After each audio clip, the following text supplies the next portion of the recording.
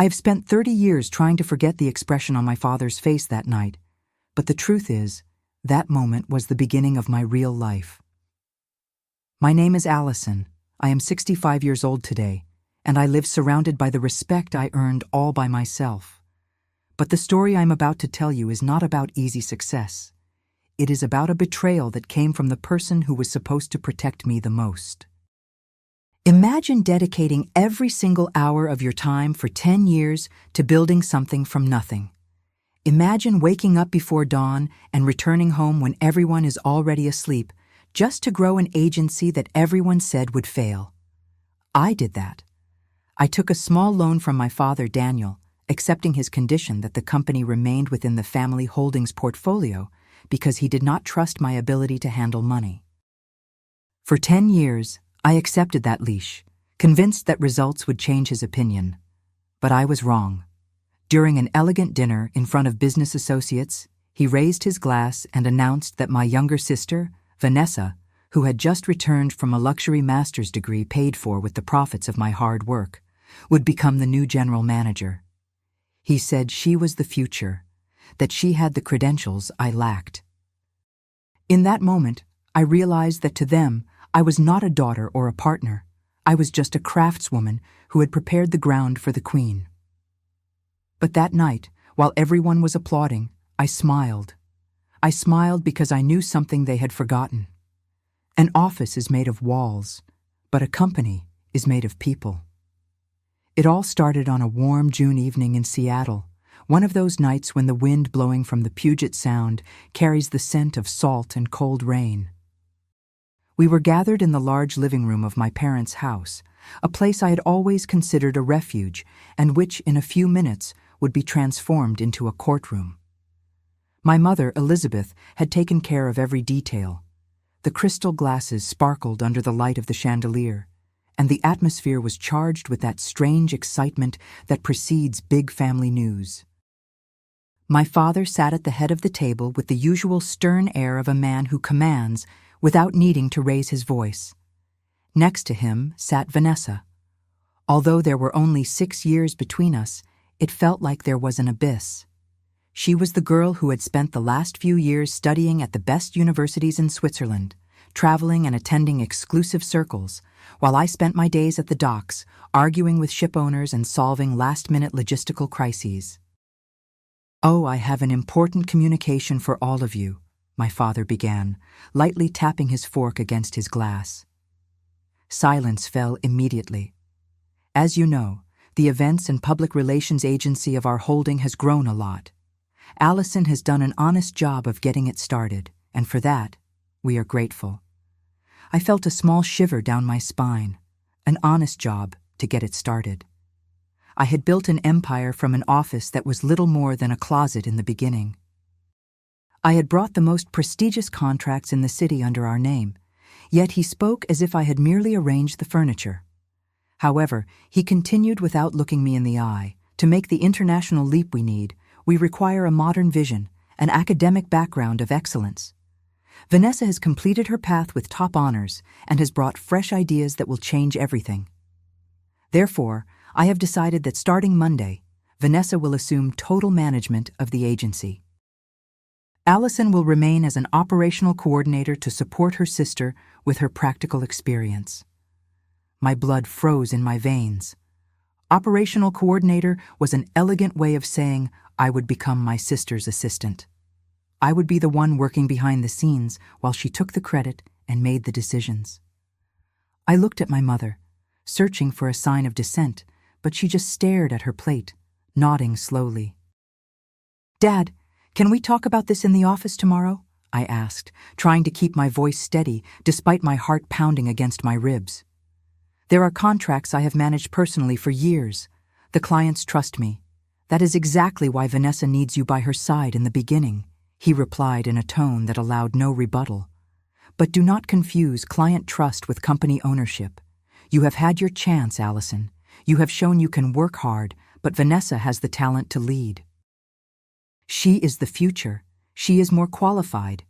You should be proud of your sister, not selfish." Vanessa gave me a small, perfunctory smile, but in her eyes, I saw a spark of triumph she did not even try to hide. "Do not worry, Allison," she said with a condescension that hurt more than a slap. "I will ask for your advice when I do not know how to handle the humbler matters. It will be a great team effort." In that moment, in that room full of luxury and people who were supposed to love me, I felt completely alone.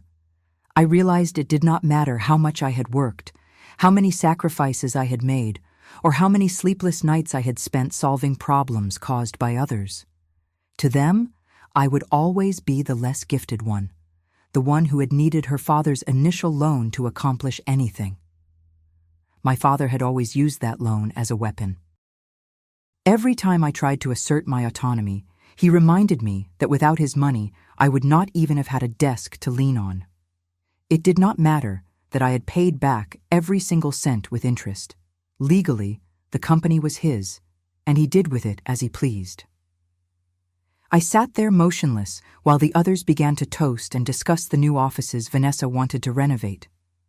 I felt as if I were watching a movie of my life in which I had suddenly been replaced by the lead actress. The initial pain slowly began to transform into something else. It was not blind rage. It was a cold lucidity.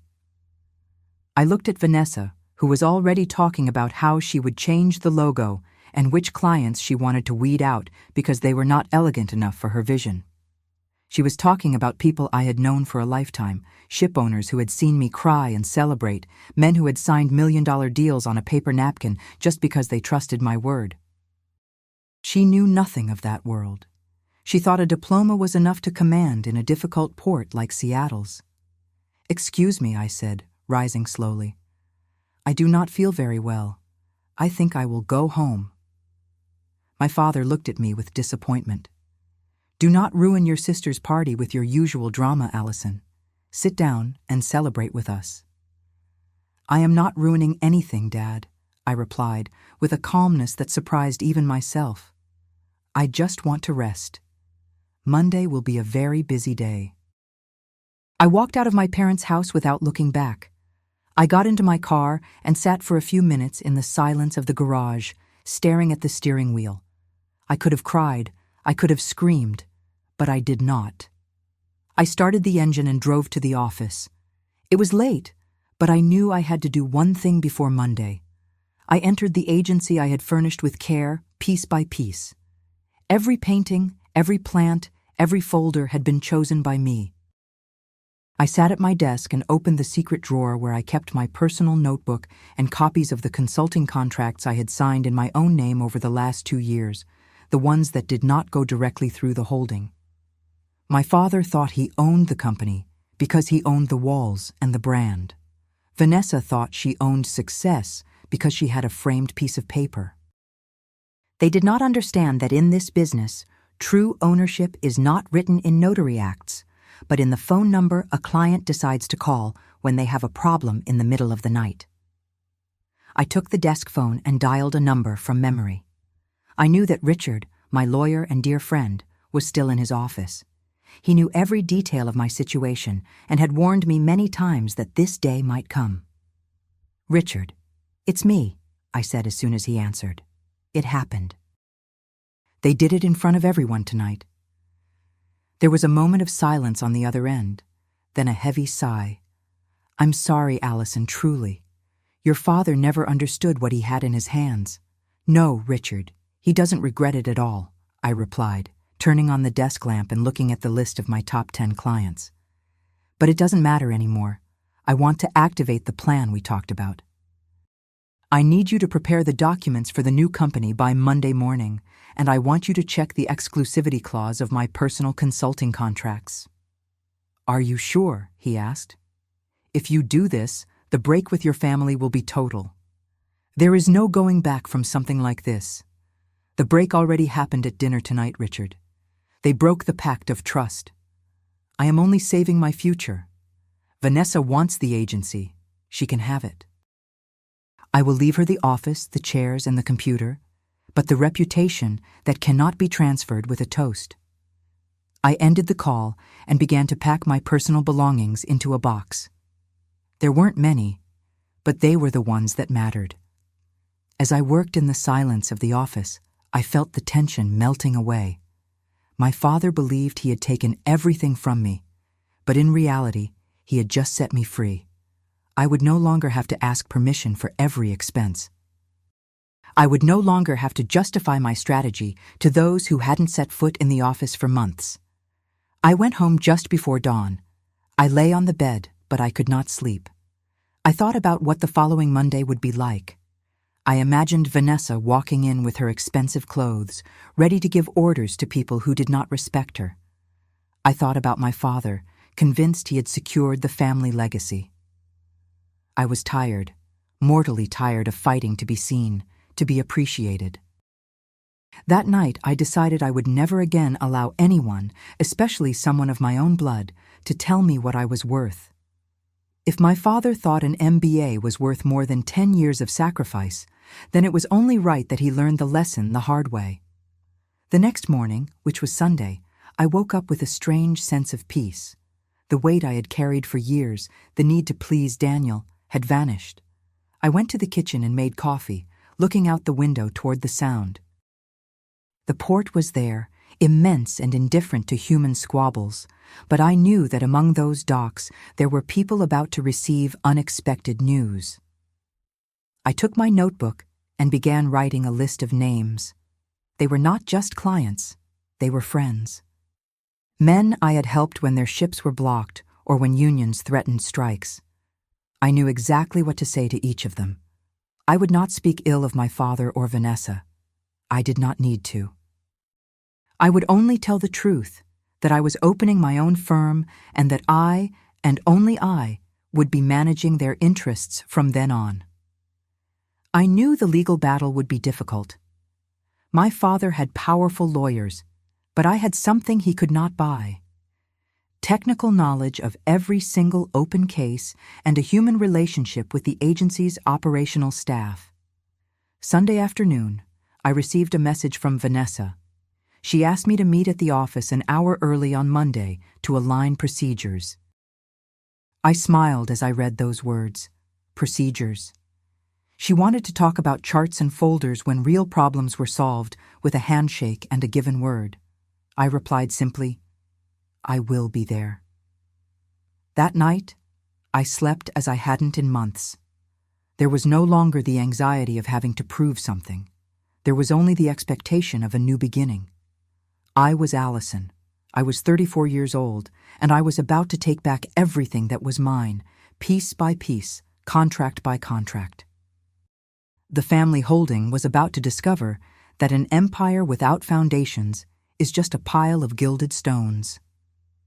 Monday morning, I dressed with care, choosing a professional but comfortable outfit. I did not want to look like a victim. I entered the office at 8 o'clock sharp. Vanessa was already there, sitting behind what had been my desk until Friday. She had moved my photos and small personal items to a side table, almost with contempt. Good morning, Allison, she said without looking up from the papers. I took a look at last month's accounts. I think there are too many expenses for informal public relations. We need to cut these lunches with suppliers. They are not professional. I approached slowly and sat in the chair across from her, the one usually reserved for visitors. I looked at her calmly, noticing how she tried to look confident despite her evident inexperience. Those lunches, Vanessa, are the reason we have a 20% discount on the warehouse rent at the port. Without those, the operational costs will double, I said in a neutral voice. She finally looked up, annoyed. Nonsense. Business is done with contracts, not wine. Now please, hand me the file for the Miller project. Dad wants us to close it by tonight. I smiled slightly. The Miller project was the biggest of the year, and Mr. Miller was a man who hated academic titles almost as much as he hated arrogance. Of course, Vanessa. I'll pass it to you right away. But first, there is something you need to sign for the formal receipt of documents. I handed her a paper. It was not a handover document. It was my letter of resignation, effective immediately, along with a legal notice that my personal consulting clauses were being removed from the company server. Vanessa read the paper, and her expression changed. A flush rose to her cheeks.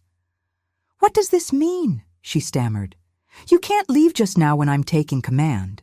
Dad will be furious." "Dad said you are the future, and I am just practical experience," I replied, standing up. "And the practical experience has decided to take a vacation, or rather, has decided to go into business for herself. Everything in this computer belongs to the holding, but what is in my head and my personal contacts, well, that belongs to me." As I walked out of the room, I heard Vanessa screaming my name, but I did not stop. I walked down the hallway, waving to my colleagues, many of whom looked at me with a mix of surprise and admiration. I knew many of them would be calling me by evening. I stepped out of the building and felt the fresh morning air. For the first time in 10 years, I wasn't going to work for someone else. I was going to build my own destiny. I did not have time to sit down at the small table before the phone in my bag started vibrating with a violence that seemed to reflect my father's rage. I did not answer immediately. I ordered a black coffee, watching the large cargo ships maneuvering slowly in the dark water of the morning. I wanted to savor that first moment of freedom before facing the screams. Mr. Miller arrived a few minutes early. He was a man who did not like to wait and who did not like frills. He sat across from me, placed his newspaper on the table, and looked me straight in the eye for long moments. He said nothing until he saw my cardboard box resting on the chair next to me. "So they really did it," he began with that gravelly voice that had commanded crews for decades. "Daniel really put that little girl at the helm?" "He did it last night in front of everyone," I replied, trying not to let my voice tremble. "And I just resigned." From this moment on, the holding agency no longer represents my interests.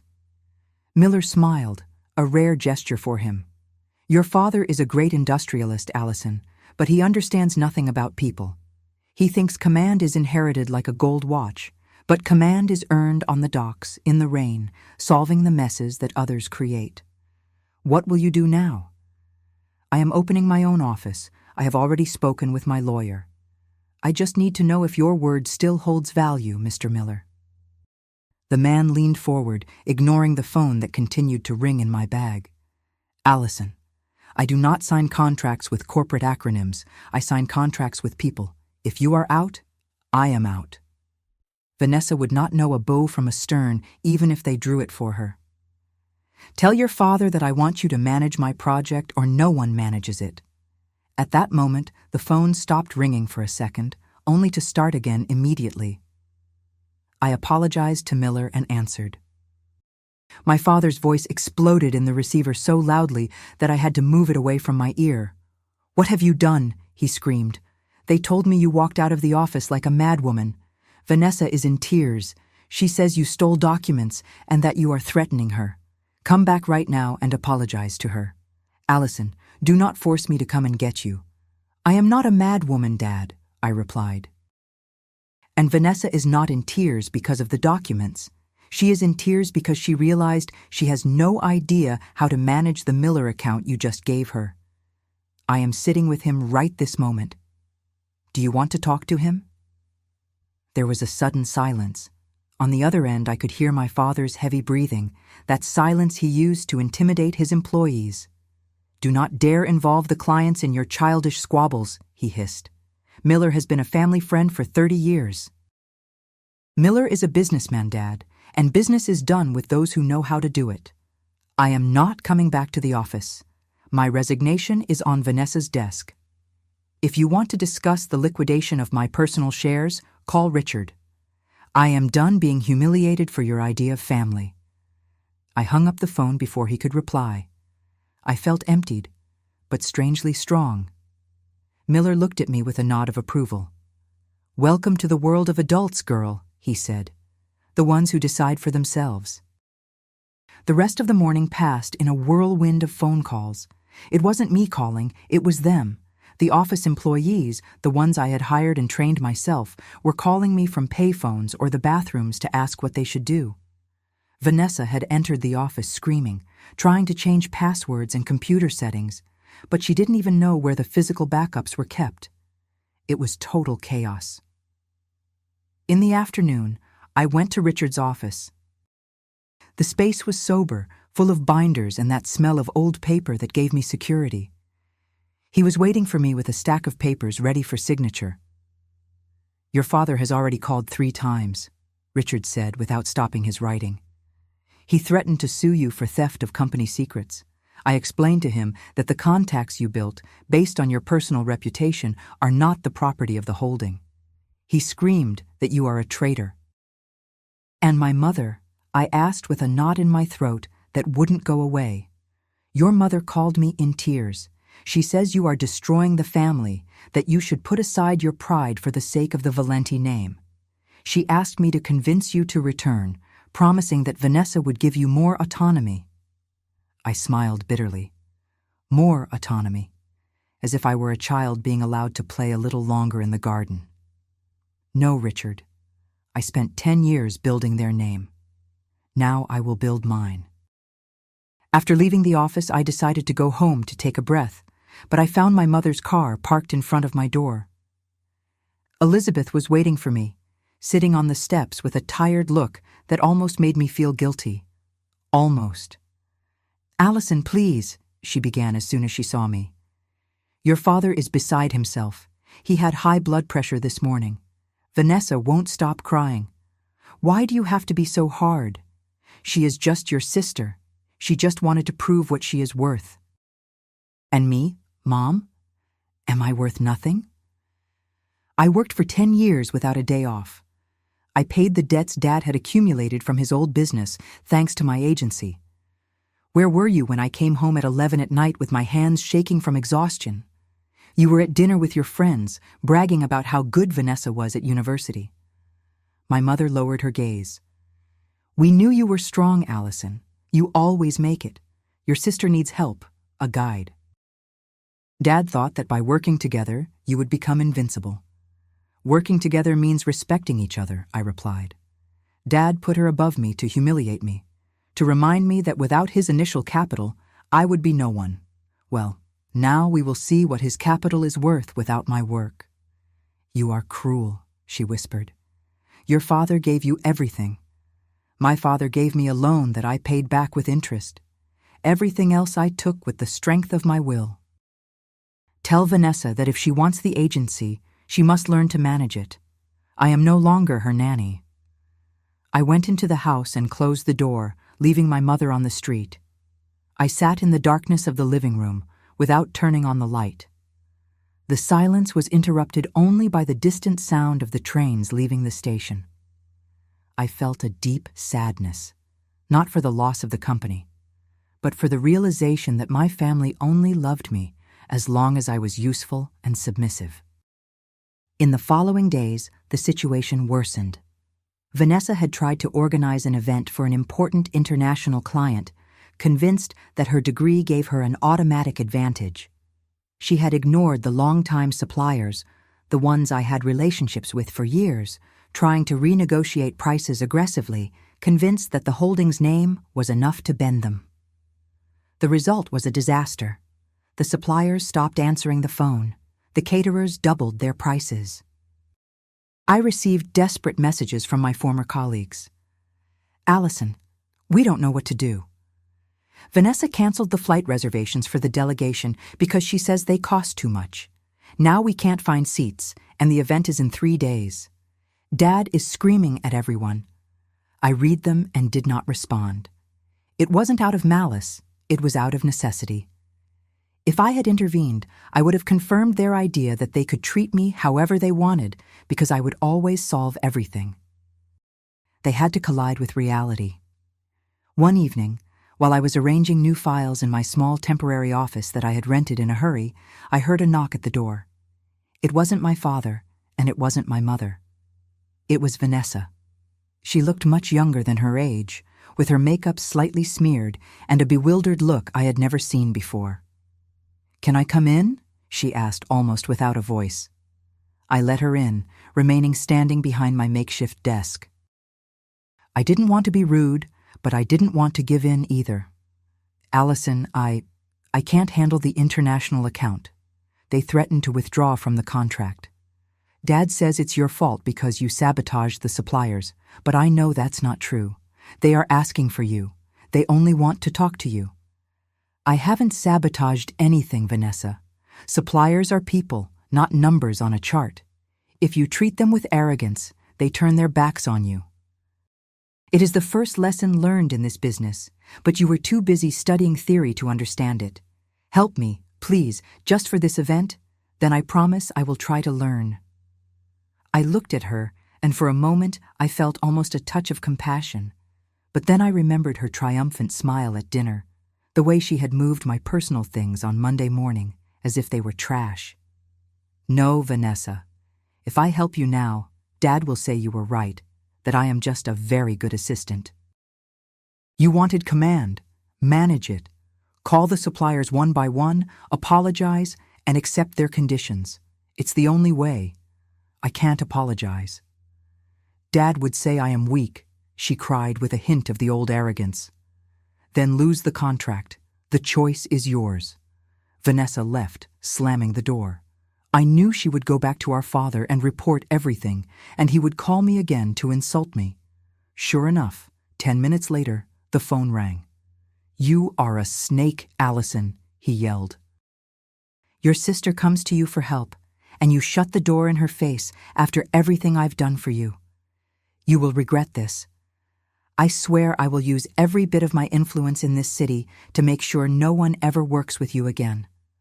I will destroy you. I swear it on my life." "You can try, Dad," I replied with a calmness that frightened me. "But remember that your shipowner friends call me to solve problems you don't even know you have. Seattle is small. We will see who has more influence in the end." I put the phone down and went back to my work. My heart was beating fast, but not from fear. It was the adrenaline of knowing I had finally drawn a line. I was no longer the daughter seeking approval. I was a businesswoman defending her territory. That night I dreamed of the sea. I dreamed I was on a small boat alone in the middle of a storm. The waves were as high as buildings, but I was not afraid because I knew every current, every gust of wind. My father and Vanessa were on the shore, screaming instructions that the wind carried away while I sailed toward the horizon. In the following days, the news of my break with the family spread throughout the city. Instead of isolating me, as my father hoped, it seemed to intrigue many. I received invitations for coffee and lunch from people who previously only spoke with Daniel. They wanted to see the woman who had the courage to defy the patriarch of the Valente family. Mr. Miller called me to confirm that his annual event, the largest at the port, would be managed by my new agency. "I have already sent the legal cancellation to your father," he told me, sounding amused. You should have seen his secretary's face. They asked me if I wanted to talk to Vanessa, and I replied that I didn't even know who she was. The victory was sweet, but bitter at the same time. Every success I achieved was another nail in the coffin of my relationship with my family. I knew they would never forgive me for succeeding without them. For them, my failure was necessary to justify their worldview. One afternoon, I met my mother at the market. She tried to avoid me, but I stopped her. I didn't want there to be silences between us, even though I knew she couldn't understand me. "Mom, how is it going at the office?" I asked. She looked at me with sadness. "It's hell, Allison. Your father doesn't sleep anymore. Vanessa has lost 3 contracts this week. They say it's you who are stealing the clients, using confidential information. I am not stealing anything, Mom. The clients choose. It's called competition. Dad should know it. He's always praised it in his speeches. But not against your own flesh and blood, Allison," she whispered. "That is not how it is done." "Then he shouldn't have thrown my flesh and blood to Vanessa at that dinner," I replied. "You started this war." "I am just trying to survive." My mother shook her head and left without saying anything more. I felt like I had become a ghost to them, a shadow that haunted their successes and fed on their failures. But the truth was that I was only blooming, finally free from my father's oppressive shadow. I had rented a small permanent office in a central area, but less pretentious than the holding's headquarters. I had brought 2 of my best collaborators with me who had resigned despite my father's threats. We were a small group, but close-knit. We worked hard, laughing and eating fresh sandwiches between one call and another. I felt that I was building something real, something that didn't depend on the Valente name or Daniel's capital. But I knew the final challenge had not yet arrived. My father was not a man to accept defeat so easily. He was plotting something. I felt it in the Seattle air, in certain looks I received at the port. He had decided to hit me where it hurt most, not just at work, but in my private life. He started calling all our relatives, telling absurd stories about me. He said I had mental problems, that I was unstable, that I had embezzled funds from the company. He tried to isolate me socially, to create scorched earth around me. During Sundays, when we used to all gather for lunch, there was now a void. I received phone calls from aunts and cousins who reproached me, telling me to go back on my steps, not to be so stubborn. It was constant psychological pressure, an attempt to demolish my self-esteem piece by piece. But every time I felt like wavering, I thought of that chair behind the desk, of Vanessa treating me like a secretary, and my determination returned stronger than before. One day Richard called me with a worried voice. "Allison, your father has made a heavy legal move. He has requested a precautionary seizure of your personal bank accounts, claiming that the money you used to open the new agency was stolen illegally from the holding during the years of your management." I felt a sudden cold. It wasn't true. Obviously, every dollar I had used was the fruit of my savings and the liquidation of some personal investments. But a lawsuit like that, even if unfounded, could block me for months, taking away the oxygen necessary to run the new business. "Can he do that?" I asked with a dry throat. "He can try." He presented accounting documents that seemed to show irregularities. I suspect they have been manipulated or interpreted maliciously. Vanessa has a degree in economics after all. Maybe she found a way to make your representation expenses look like illicit withdrawals. The betrayal was complete. They didn't just want the company. They wanted to see me on my knees. They wanted to see me begging for their forgiveness. My father was using the law to do what he hadn't managed to do with parental authority: crush me. "What do we do now?" I asked. "We have to counterattack, Allison, but to do so, I need you to dig into the past. There must be something in the holding's accounts, something your father has always wanted to keep hidden and that only you, who were there for 10 years, can know. If we want to stop this madness, we must have an equally powerful weapon."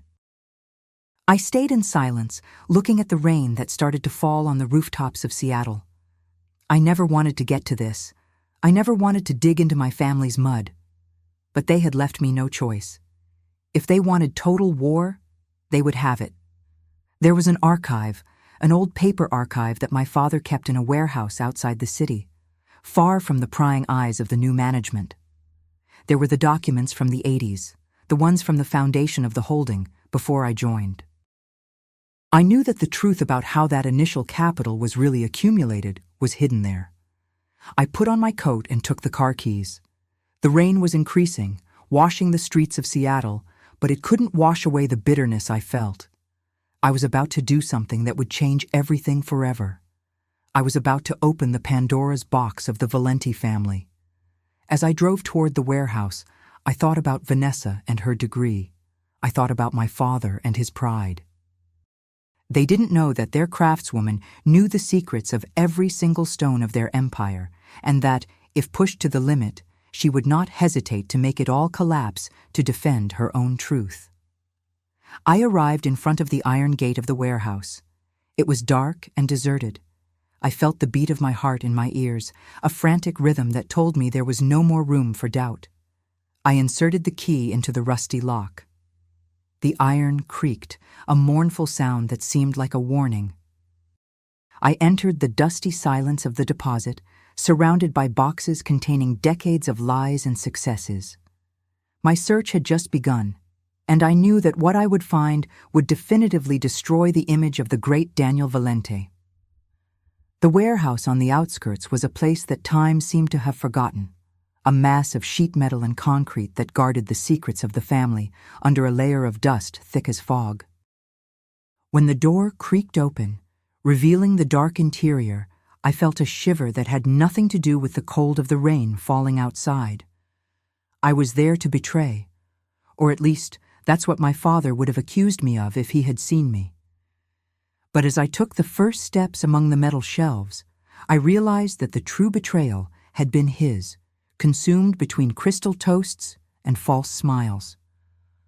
I was looking for the evidence of my survival. Daniel had hit me in the wallet, trying to block my every financial breath with unfounded accusations of theft, and I knew that the only way to stop a predator was to show him that I knew his hiding place. I walked for hours among worn boxes, reading handwritten labels of companies now closed and forgotten projects.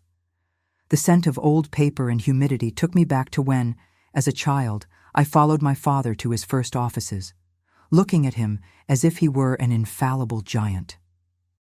What a bitter error that devotion had been. I found what I was looking for in a wooden crate half hidden behind old office machinery. It was the register of the Holdings Foundation, the period when I was still too young to understand business, and Vanessa was just born. I flipped through the pages with fingers that were trembling. My father had always told the fairy tale of the initial capital saved with effort and sacrifice, but the documents told a very different truth. There were transfers of funds from undeclared foreign accounts and, even more serious, evidence of systematic tax evasion that had allowed the initial heritage to be inflated. If these papers ended up in the right hands, the entire Valente empire would collapse like a house of cards. I sat on the concrete floor for an indefinite time, clutching the folder to my chest. I felt the weight of that discovery crushing my heart. If I used that material, I would destroy not only my father, but also the prestige of our family, and by reflection, the future of my sister and the stability of my mother. It was a nuclear bomb in the hands of a woman who just wanted to be left in peace to work. But then I remembered my father's voice on the phone, full of hate, promising to annihilate me. I remembered Vanessa taking my place with the naturalness of someone who believes everything is owed to her by birthright. They had already launched the first attack. I was just preparing the defense. I left the warehouse as dawn began to lighten the sky over the port. I felt dirty with dust and secrets, but my mind was clear. I took the documents directly to Richard's office. I found him already at his desk, surrounded by empty coffee cups. He didn't say a word when I handed him the folder. He began to read, underlining passages with a pencil, while the sound of the turning pages seemed like a funeral knell in the silence of the studio. After an hour, Richard looked up. His face was pale, marked by a worry he did not try to hide. He told me that what I had found was more than enough to stop the lawsuit for the seizure of my accounts. In fact, it was enough to send my father before a criminal judge. He asked me if I was really ready to proceed, because once a defense brief mentioning these facts was filed, there would be no way to stop the shockwave. He took my hand, speaking to me like a brother, asking me if the price of my freedom was worth the total destruction of my family. I didn't answer right away. I needed time. I went back to my small office, where my collaborators were already working with an enthusiasm that moved me, despite the blocked accounts and the threats they were receiving. They had brought their computers from home and were handling client calls with incredible grace. Seeing that small group of women fighting for me gave me the strength I lacked. My father had the money, Vanessa had the title, but I had the loyalty of those who recognized the true value of work. In those days, the city seemed to observe me. At the port bar, the looks of the ship owners had changed. Some lowered their eyes, fearing Daniel's wrath, but others gave me a nod of respect, almost a greeting between war veterans. Vanessa, meanwhile, was desperately trying to maintain appearances. I saw her passing in her car toward the holding headquarters, always dressed impeccably, but I knew from the warehouseman's reports that the situation inside was desperate. She had tried to replace the historic suppliers with external agencies that promised bargain prices, but the results had been catastrophic. The quality of service had plummeted, and complaints arrived by the dozens every day. My father tried to hit me again. He had an anonymous article published in a local newspaper that spoke of irregularities in the management of a well-known events agency, making not too veiled references to me. It was a low blow aimed at destroying my professional reputation even before I could fully launch the new activity. That was when I decided to act. I wouldn't report my father, not yet, but I would use the information in my possession as a warning. I asked Richard to send a confidential letter delivered by hand only to Daniel. Inside, there were no explicit threats, only the photocopy of a page from the register I had found in the warehouse, accompanied by a legal note requesting the immediate unblocking of my accounts and the cessation of every defamatory campaign. In exchange for my silence on past facts that might interest the tax authorities. The response arrived 2 hours later, not through a lawyer, but with a phone call from my mother. Elizabeth was screaming, crying, calling me a monster. She told me I had become just like my father, that I was using blackmail to get what I wanted. She asked me how I could sleep at night, knowing I was threatening the man who gave me life. I told her I was only asking for what was mine to be returned and for me to be allowed to work. I told her the monster was not the one who defended herself, but the one who had started using the law as a club against his own daughter. The next day, my accounts were unblocked. The lawsuit for embezzlement was withdrawn with a technical excuse. I had won the first battle, but the taste of victory was ash. I felt like an orphan, even though my parents were alive and lived a few miles away. Vanessa, instead of understanding the gravity of the situation, convinced herself that I had used some dark connections to get out clean. Her envy turned into a cold, calculating hate. She began to personally call my new clients, offering services below cost just to steal them from me. It was a war of attrition. Vanessa had the infinite resources of the holding to cover the losses. I had to make every single dollar count, but the difference was in the care. While she delegated everything to external consultants who didn't know the smell of the sea, I personally went to every job site, every hall, every kitchen. I checked that every flower was fresh, that every cable was in its place, that every guest felt special. My agency began to be known as the one where excellence was not a slogan, but a promise kept. One afternoon, I received a visit from an old friend of my father, a man who sat on the holdings board of directors. He sat in my modest office, refused coffee, and looked at me with infinite sadness. He told me that Daniel was a shadow of his former self, that he spent his days closed in his study looking into the void, while Vanessa destroyed, piece by piece, what had been built over decades. He asked me to return, to accept a co-direction role with almost total powers.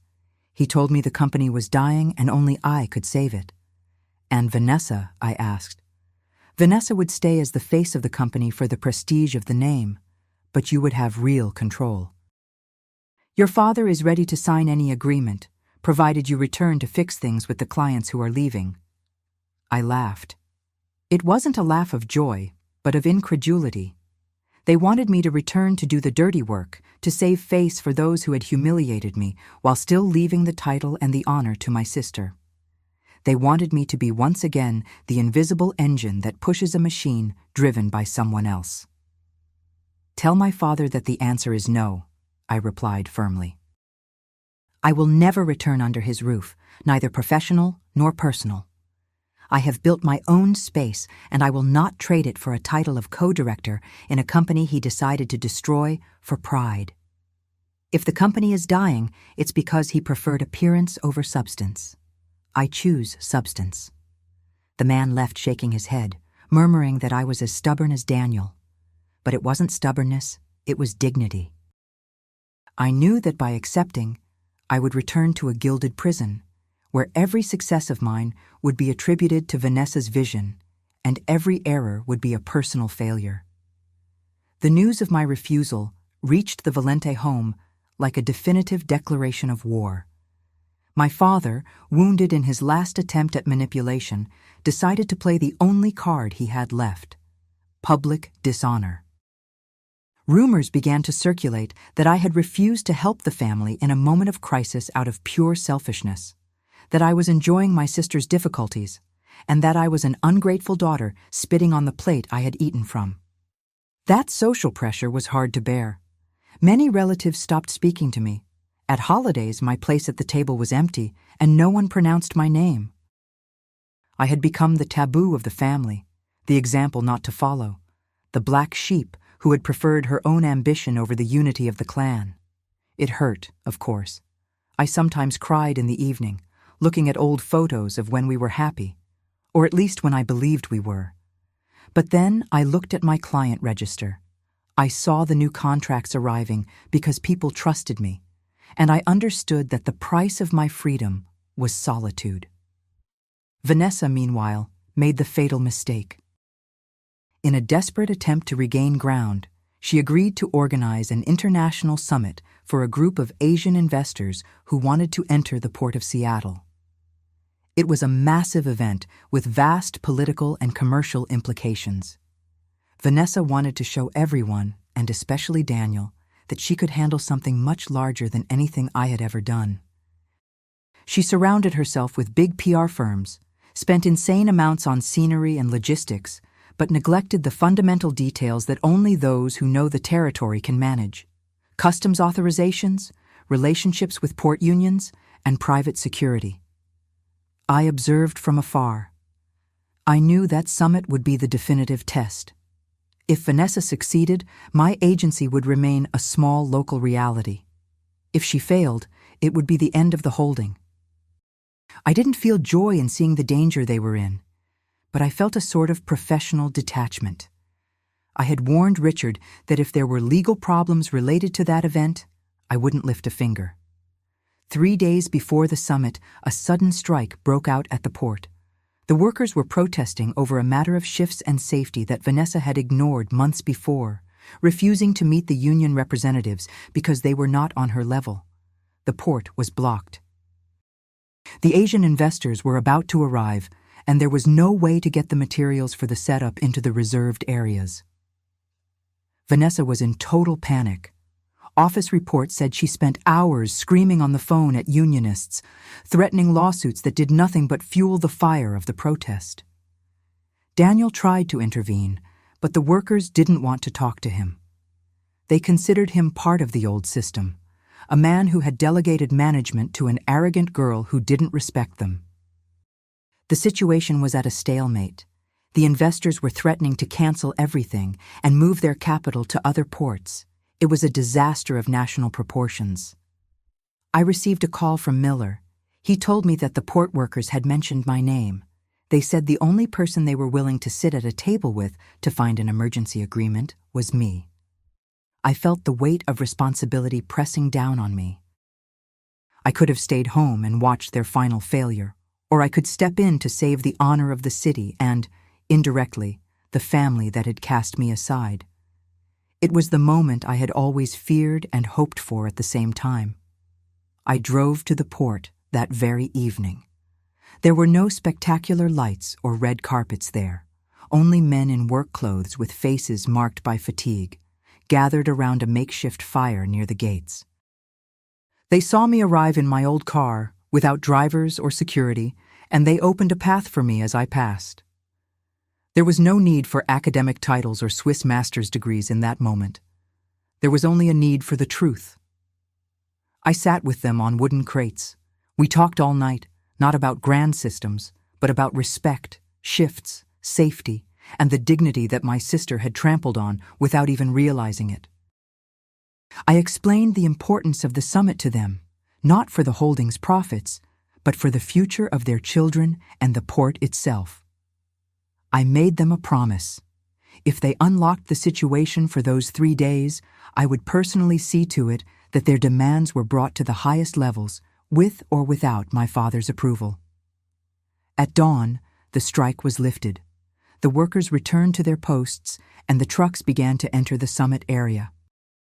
I had saved the situation with an 8-hour conversation and my word of honor.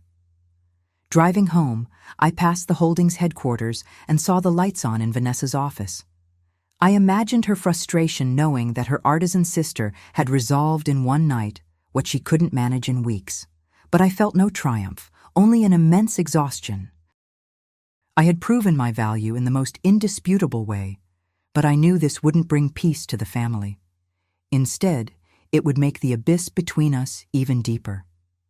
My superiority was no longer an opinion. It was a public fact that all of Seattle knew. The morning of the summit's opening, the city seemed to hold its breath under a pearly sky. Despite the strike ending, the air around the headquarters was electric, charged with a tension that threatened to explode at the first false step. I woke up with the metallic taste of fatigue in my mouth and a heartbeat rhythmic with the realization that this day would mark the point of no return. I hadn't been officially invited to the opening ceremony, but I knew my presence was the only invisible guarantee holding the entire apparatus together. I watched the large building from a distance, observing the dark cars of the delegates arriving one by one. Vanessa was there on the red carpet in a dress that screamed authority, clutching a folder to her chest like a shield. She looked like the queen of a kingdom that was secretly rotting beneath her feet. I entered the summit area through the staff entrance. I didn't want the spotlight. I only wanted to ensure that the promises made to the workers were kept and that my work wasn't destroyed by incompetence. As I walked between the pavilions, I felt the eyes of the foreign delegates. Many of them knew me. They had worked with me for years, and we had exchanged hundreds of messages to organize every detail. When their eyes met mine, I saw confusion. They didn't understand why the woman who had coordinated everything was now on the sidelines, while a young stranger played hostess. The first hitch arrived before the first speech even finished. One of the most important delegations, the one leading the investments for port infrastructure, refused to sign the preliminary memorandum of understanding. They said the technical clauses were confusing and did not correspond to the verbal agreements made in previous months. Vanessa tried to smile on stage, using her charm and academic titles to convince them it was just a bureaucratic detail. But those men were not there for charm. They were there for precision. I saw her falter, throwing desperate glances toward my father, who sat in the front row as rigid as a marble statue. My father stood up, and instead of going toward his daughter, he looked around until he found me. I was in the shadow of a pillar with my usual leather bag and my hair tied back. He gave me an imperious nod, a command that admitted no rebuttal. I joined him in a side room away from the prying ears of the press. "Allison, you must go out there and explain to those men that the terms are correct," he said, without a greeting or a thank you for resolving the strike. His voice was low, charged with a contained rage that no longer frightened me. "I can't do that, Dad. The terms are not correct." Vanessa changed the logistical liability clauses to try to save on the holdings insurance. The investors noticed it immediately. It's a gross error that puts their capital at risk. My father slammed his fist on the mahogany table. "I don't care who made the mistake. Now you go out there, take charge of the situation, and resolve it. I will not allow the Valenti name to be humiliated in front of the whole world because you decided to be offended." "I'm not offended, Dad. I'm a realist." Vanessa wanted command. Now she must manage the consequences of her choices. "I am no longer an employee of your holding. If you want me to intervene as an external consultant, my fee is the market rate, and the mediation contract must be signed now in front of my lawyer." My father looked at me with a hatred that pierced my soul. "You are a mercenary," he hissed. "Your sister is drowning, and you ask for money. Your sister took away my office, my dignity, and tried to have me arrested by accusing me of theft. Don't call it family solidarity, Dad. It's just business, exactly as you taught me for years." I left the room, leaving him there, white-faced. Vanessa, realizing the situation was plummeting, tried to catch up with me in the hallway. She had tears in her eyes, but they were tears of frustration, not regret. She begged me to help her, saying the delegates were asking to speak with the person who had drafted the first version of the project. "Tell them the truth, Vanessa," I said without stopping. "Tell them that person was dismissed to make room for you. Tell them your Swiss degrees are worth more than my experience, and see if they trust you." The summit continued in a climate of total uncertainty. Contracts weren't being signed, and the prestige of the holding crumbled minute by minute. The rumor that the family was divided and the new management was incompetent had spread everywhere. In the afternoon, I received an urgent message from Richard. He asked me to meet him immediately in the underground parking lot. When I reached him, I found him inside his car with a stack of freshly printed documents. He had an expression I had never seen before, a mix of disgust and disbelief. "Allison, you must read this. It's your father's last act of desperation." I took the papers. They were bank documents related to a new loan the holding had just obtained to cover losses caused by the contracts lost in recent weeks. I scanned the names of the guarantors, and my heart stopped. There was my signature, a signature I had never made. My father had forged my signature on a personal guarantee, tying my last savings and my small house to the fate of the holding. If the company failed under Vanessa's leadership, I would lose everything I had left.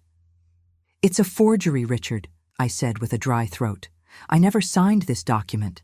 I didn't even know about this loan. I know it's a forgery, Allison, but it's been filed. Your father used your old power of attorney that you had never formally revoked and added your forged signature.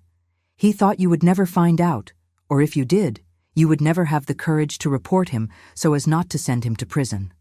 I stood in silence in the darkness of the garage, hearing the distant noise of the summit's generators.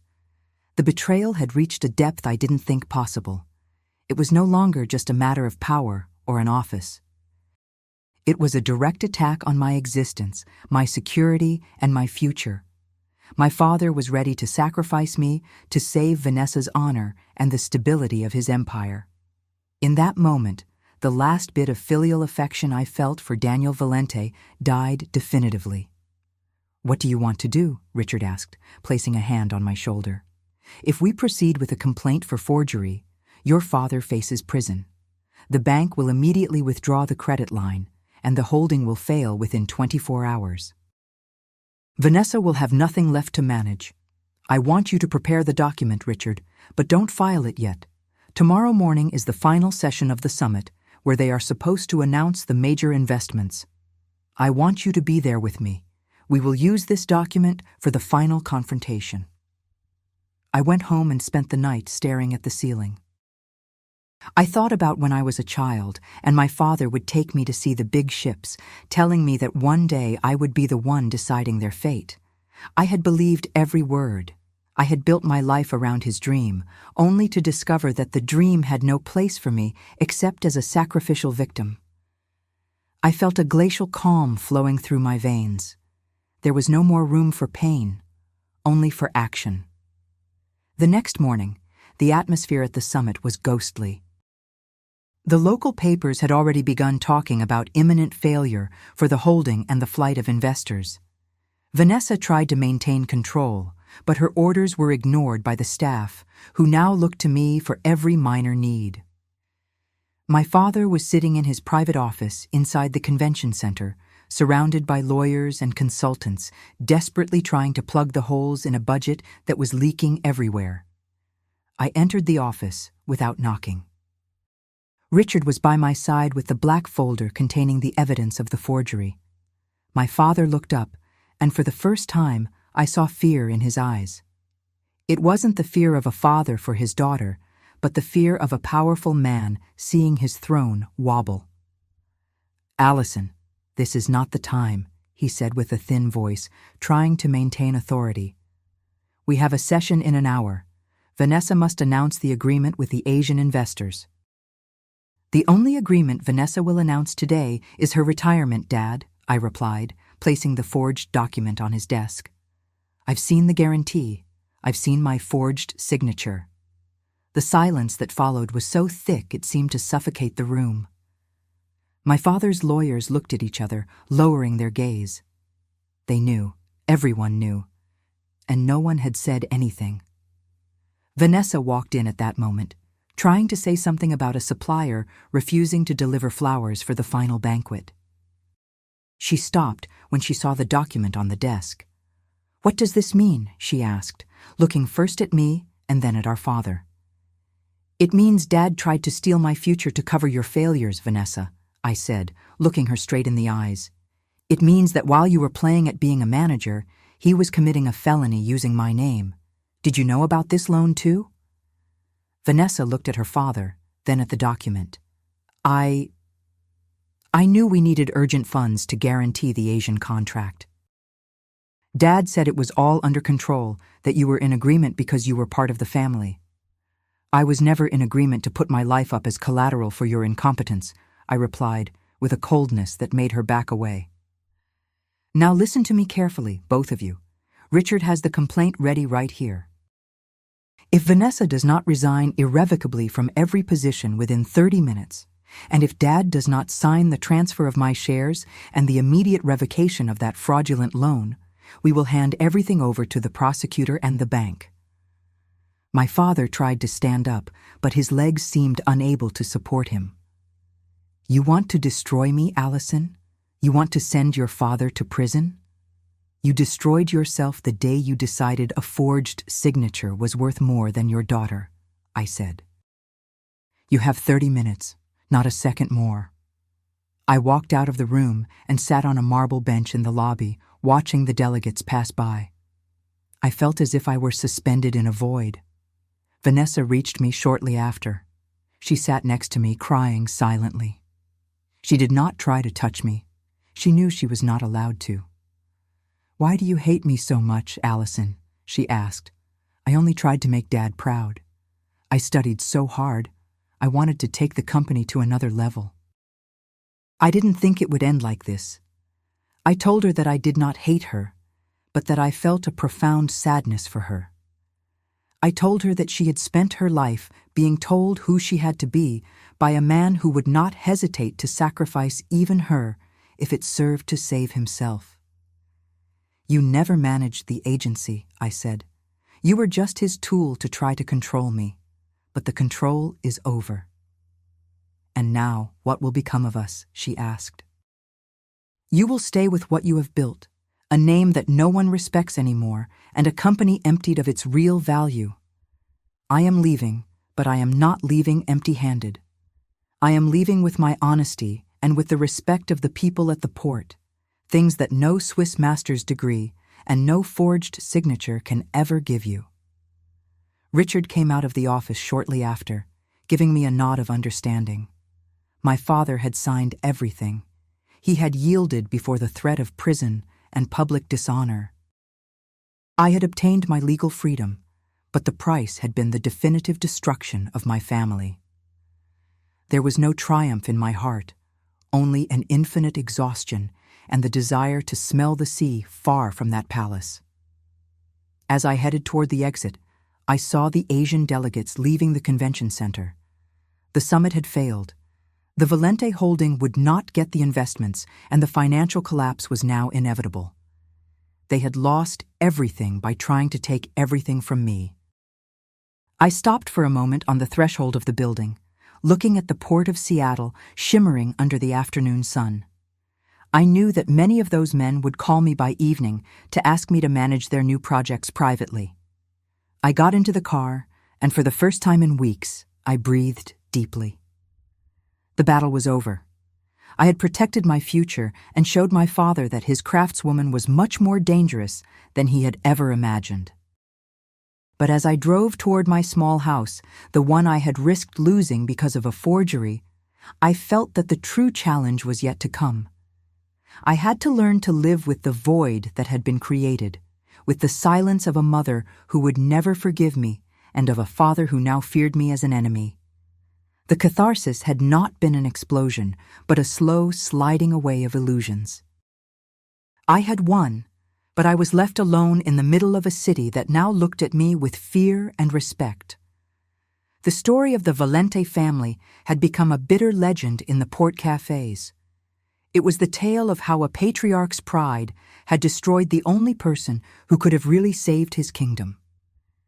That evening, I sat on my small balcony and watched the lights of the ships departing toward distant horizons.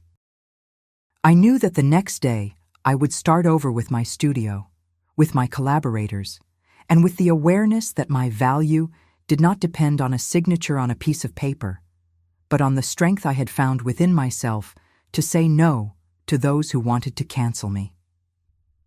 The road was long, but for the first time, it was entirely mine.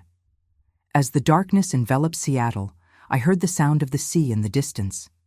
It was an eternal sound, indifferent to human ambitions and family betrayals. It reminded me that, despite everything, life continued and that I was still here, ready to write my next chapter, finally free from the shadow of a man who had never known how to love me for who I was. The silence of the night was my only company, but it was a silence that was no longer scary. It was the silence of peace after the storm, the calm necessary to rebuild a new world on the ruins of the old one. The city lights reflected on the water, creating a golden carpet that seemed to show the way. I would never again allow anyone to tell me that my experience was less valid than an academic title, or that my loyalty could be bought with a false sense of family duty.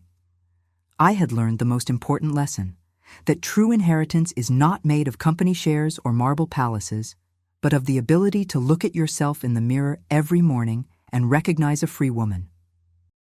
And with that freedom, I was ready to face whatever the future decided to put in front of me, knowing that the worst was now behind me. The act that my father had signed under the threat of reporting him was not just a piece of paper. It was the end of my old world and the beginning of a solitude that I would never have imagined so dense.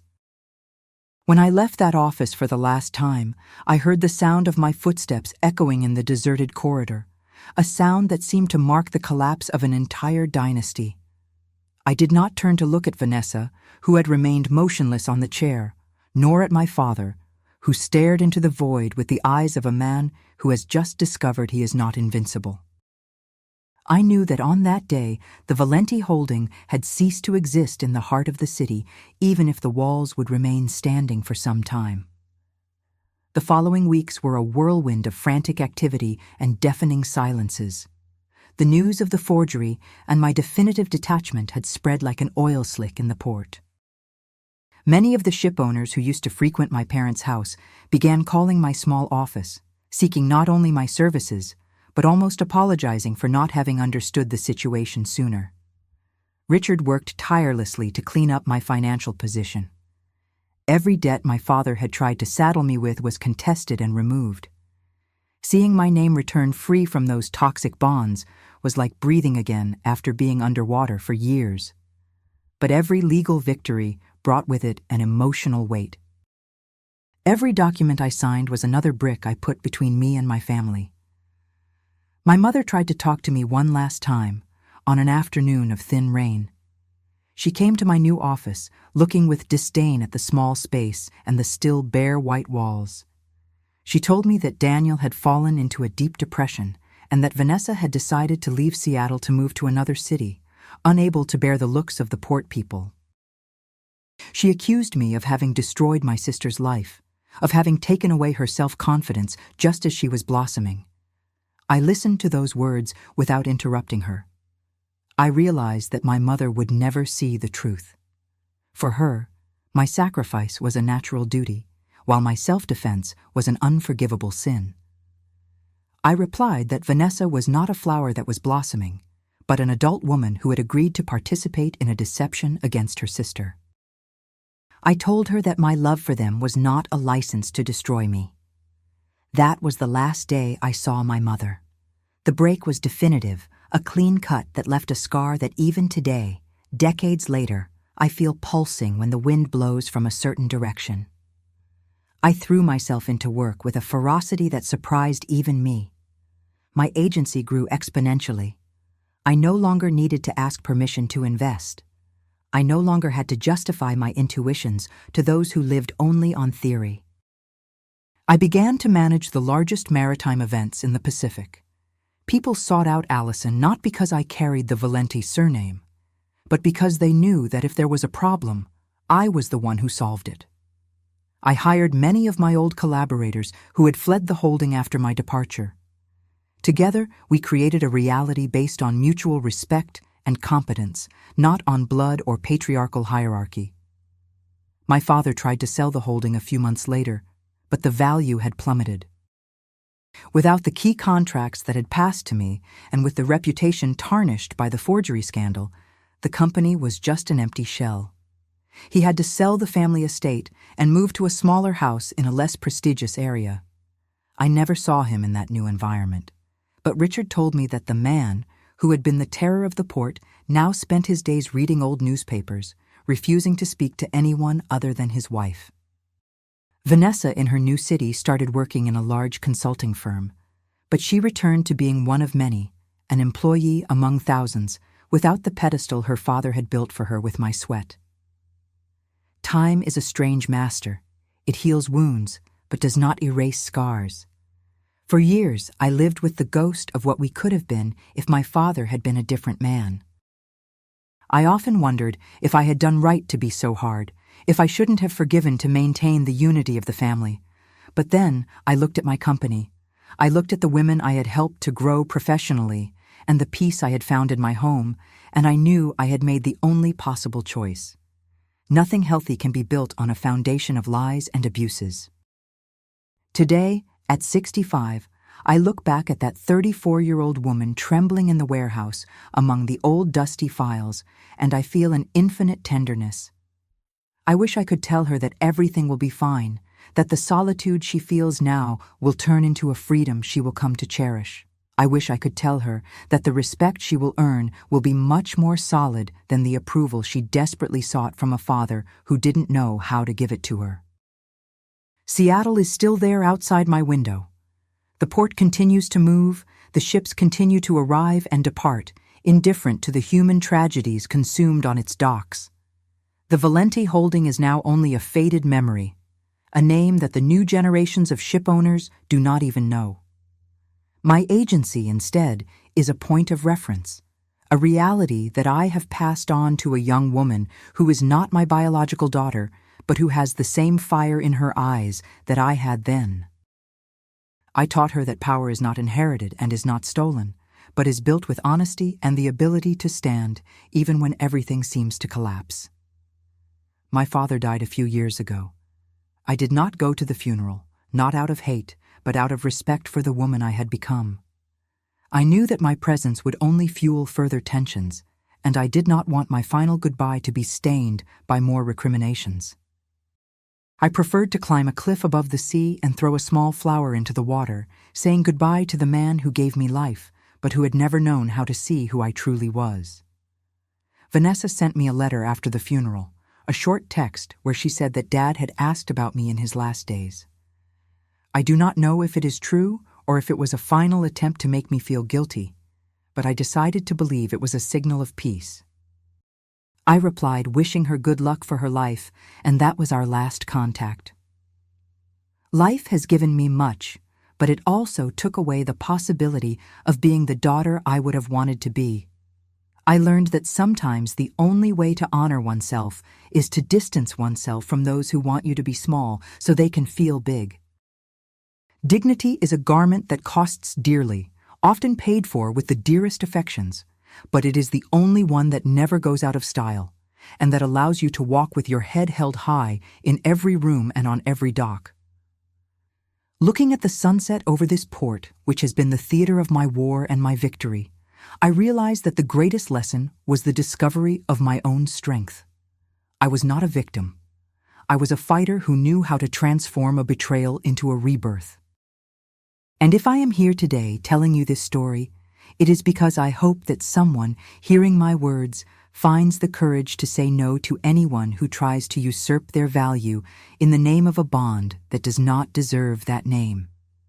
I often sit at the port bar, where it all began with that black coffee and that meeting with Mr. Miller. The air always has the same taste of salt and iron. I watch the girls running with their folders, full of dreams and anxiety, and I want to stop them to tell them they must not be afraid, that if they have the truth on their side, there is no holding or patriarch who can really stop them. Life is a one-way trip toward the discovery of who we truly are, and I can finally say, I have arrived at my destination with my heart at peace.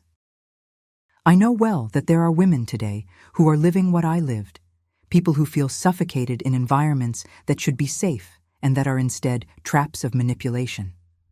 To them, I want to say that the first step toward freedom is to stop seeking the approval of those who do not respect us.